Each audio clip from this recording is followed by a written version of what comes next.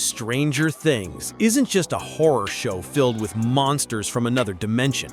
At its core, it's a deeply human story about ordinary people thrown into extraordinary circumstances. It's about kids and adults who find themselves forced to fight back, armed with whatever they can get their hands on. From baseball bats wrapped in nails to shotguns that echo across Hawkins' shadowed streets, every weapon tells a story. Today, we're diving deep into the evolution of Hawkins' arsenal, what these weapons reveal about the characters who wield them, how they tell the town's story of survival, loss, and hope, and what they might mean as the series charges toward its epic final season. This is not just a breakdown of guns and tools.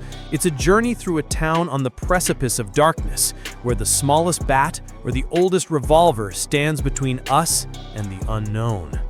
So buckle up. The fight for Hawkins has only just begun. From innocent kids to reluctant warriors, the quiet streets of Hawkins, painted golden by the fading light of a late summer afternoon, hold the laughter of children who still believe the most dangerous things are found only in storybooks. The familiar hum of cicadas fills the air as Mike, Dustin, Lucas, and Will pedal furiously on their bikes, their legs pumping with a mix of youthful energy and the weight of an unspoken fear. Each collectible weapon they wield, a slingshot slung carelessly over a shoulder, shoelaces tied tight into makeshift snares, is more than an object. It is a lifeline. Their hands tremble not from cold, but from the adrenaline of knowing what's lurking beyond the soft edges of their neighborhood. The rough bark of trees grazes their fingertips as they set trap, careful and deliberate, hoping that a simple string might buy them more time. The upside down isn't waiting for us, Mike whispers, voice barely audible over the crackle of the walkie-talkie. We have to be ready. As dusk creeps in, the sweet aroma of fresh-cut grass mingles with the creeping scent of damp earth and a distant metallic tang, reminders that the ordinary has already begun to crack. The crunch of broken twigs underfoot signals unseen movement. The kids don't pause. They know survival is as much about speed and wits as it is about courage. Every trap they build, every whispered plan, is a heartbeat in the fragile rhythm between innocence and the dark unknown. Hawkins' children are no longer just kids. They have become something more. Warriors forged in the crucible of an encroaching nightmare. Nancy Wheeler, the girl with the shotgun. The motel room is drenched in shadows where faint light flickers from a broken lamp, casting elongated figures on cracked walls. Nancy Wheeler stands poised in the middle of the room, her breath steady but shallow, chest rising and falling in sync with the soft metallic click of her pump-action shotgun. The feel of cold wood against her palms grounds her, an anchor in a world that has spiraled too far into chaos. Outside, in eerie silence blankets Hawkins, broken only by the occasional distant slap of rain against the window panes. The acrid scent of gunpowder creeps into the air from distant echoes of firefights, blending with the raw undercurrent of tension. "Come on out," Nancy's voice slices through the quiet, steady and unwavering. Each pump of the shotgun is methodical, a ritual of control and defiance. The reverberating blast shatters the stillness, scattering shadows and hope in equal measure. Her pistol, sleek and cold, is always within reach, a trusted second fist in the ballet of survival. The worn leather of the grip molds to her fingers, and in the moments between shots, the soft click of the safety engages and disengages, a heartbeat of impending action. Nancy's transformation is palpable, from a typical teenager concerned with school and social circles to the fierce girl with the shotgun, who carries the weight of Hawkins on her shoulders. Each gunshot is a declaration. Here stands a force to be reckoned with, a symbol of hope and raw grit. Hopper, sheriff turned soldier. The frigid whisper of wind snakes through the pine trees, caressing the rusted tailgate of the old pickup truck where Hopper loads cartridges with practiced ease. His breath forms clouds, drifting into the cold Russian night like desperate prayers.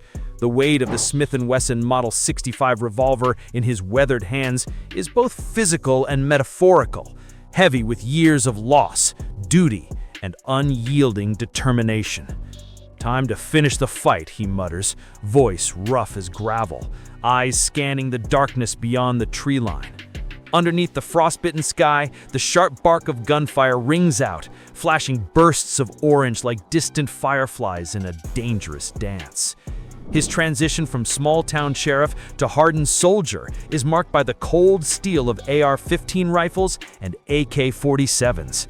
Each weapon is an extension of his resolve to fight, not just for himself, but for 11, for Hawkins, and for a hope slipping through his fingers like smoke. His fingers tighten on the cold, rigid surface of his rifle's grip as he moves through snowy shadows. The distant echo of footsteps mingles with haunting growls from the upside down, creating a symphony of dread and determination. Hopper's heart beats in rhythm to the mechanical click of a magazine release. A calm amidst chaos, a final warning fired into the night. In every battle scar on the weapons he holds lies a saga of sacrifice, a testament to a man who bends his will not to break, armed for a war that feels endless, but where quitting is never an option. The Russian threat and Hawkins as a war zone. Under the cold, steely gaze of a bleak winter moon, Hawkins has transformed into a war zone. The low, ominous rumble of military trucks rolls down deserted streets, once filled with children's laughter. The scent of burned oil and frosted metal saturate the air as soldiers move with cold precision, their breaths sharp in the frozen air. Steel-clad Soviet security forces march, their uniforms stiff and unforgiving, weapons gleaming malevolently. Tokarev TT-33 pistols holstered at hips, AK-74 carbines cradled like hunting rifles, each step a statement of unforgiving intent. Inside deserted front shops, crates of ammunition and grenades are unloaded, their cold surfaces mirroring the bleak landscape engulfing the town. Smoke curls from distant fires, the acrid sting of gunpowder and burning wood filling lungs and memories alike. The clash between man and monster escalates from whispered fears to deafening conflict. The soldiers' radios crackle orders in clipped Russian, their voices tinged with urgency and dread, a reminder that what's happening here is bigger than any of them, a war woven between two worlds. In the midst of this tension, the sharp crack of gunfire slices through the night air, rippling across the frozen streets, while somewhere nearby, an otherworldly shriek pierces the darkness, tearing reality itself. In Hawkins, the past innocence has been buried beneath a tide of steel and fire, a town locked in a deadly embrace between Cold War power and supernatural terror, where every weapon fired reshapes fate. Yet, in a world filled with guns and explosives, some of Hawkins' most memorable weapons are those crafted from necessity and heart. Steve Harrington's battered baseball bat, rutted with nails, transforms a simple sporting good into a fierce symbol of protection, a mix of personal grit and raw courage. Eddie Munson's guitar, wielded not to strum melodies but as a weapon against darkness, adds layers of creativity and emotional resonance to the fight. Homemade slingshots, improvised Molotov cocktails, and booby traps scattered across Hawkins reveal the resourcefulness and determination of those who refuse to be victims. These makeshift weapons speak to the heart of Stranger Things, where resilience and love provide the most unexpected yet most formidable defenses. They remind us that sometimes power isn't about firepower. It's about ingenuity, connection, and the fierce will to protect what we cherish most. Building toward the final showdown. As we stand on the cusp of Stranger Things' final season, the weapons tell us more than just who's fighting. They tell the story of what's at stake. The battles ahead promise to be brutal, colorful, and as poignant as they are terrifying. From Hopper's heavy artillery to Nancy's steadfast shotgun, from improvised weapons to the cold precision of Russian firearms, every tool, every bullet, and every swing carries the weight of Hawkins' fate. The trailers and teasers have hinted at a showdown that will test the bonds of friendship, endurance, and courage. And while we don't know the outcome, one thing is clear: Every weapon in the arsenal matters. They'll shape the fight, tell the stories, and determine who stands, who falls, and what legacy Hawkins will leave behind. So, what weapon, real or improvised, truly defines Stranger Things for you?